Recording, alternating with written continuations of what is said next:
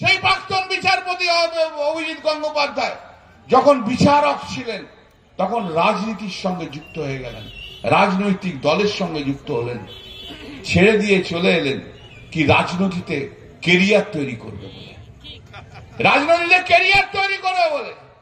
কার সঙ্গে গিয়ে গদ্দারি করলেন? বাংলার মানুষ, ভারতবর্ষের মানুষের সঙ্গে আপনি গদ্দারি করলেন, বিশ্বাসঘাতকতা করলেন।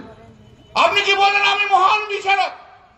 50,000 লোকের আপনি চাকরি খেলেন, 50,000 লোকের চাকরি খেলেন, কিন্তু ভারতবর্ষের সুপ্রিম কোর্ট সেই 50,000 লোকের চাকরিকে ফিরিয়ে দিল না, ওরা চাকরি করবে।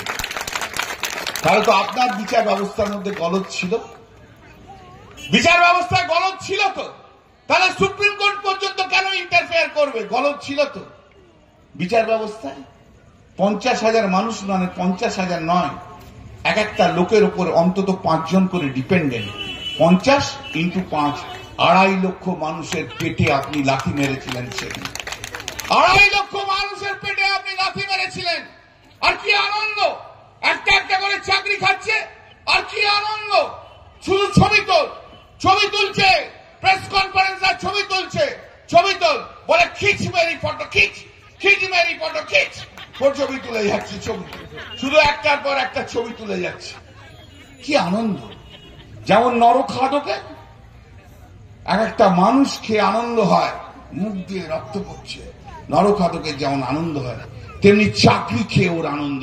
আমি চাকরি খেয়েছি, আমি মেনে নিতাম যদি 50,000 লোকে চাকরি খেয়ে যদি 50,000 নতুন লোককে চাকরি দিত, আমার কোনো আপত্তি ছিল না, আমি এই কথা আজকে বলতে আসতাম না। কিন্তু 5টা লোককেও আপনি চাকরি দিতে পারেননি অভিজিৎ বাবু, 5টা লোককেও আপনি চাকরি দিতে পারেননি। আপনি 50,000 লোকের চাকরি খেয়েছেন, আর আমি কল্যাণ বন্দ্যোপাধ্যায়, আমার মতো একজন আইনজীবী সুপ্রিম কোর্ট পর্যন্ত লড়াই করে এই 50,000 লোকের চাকরি আমরা ফেরত দিতে পেরেছি। এটাই হচ্ছে আমরা, এটাই হচ্ছে আমরা।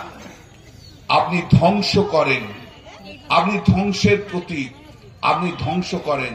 আর আমরা গরিব মানুষ, খেটে খাওয়া মানুষ, তাদের সম্বল হয়ে তাদের মুখে হাসি ফোটায়, তাদের বিশ্বাস নিয়ে আসি, তাদের বিশ্বাসকে ভরসা করে এগিয়ে দিই।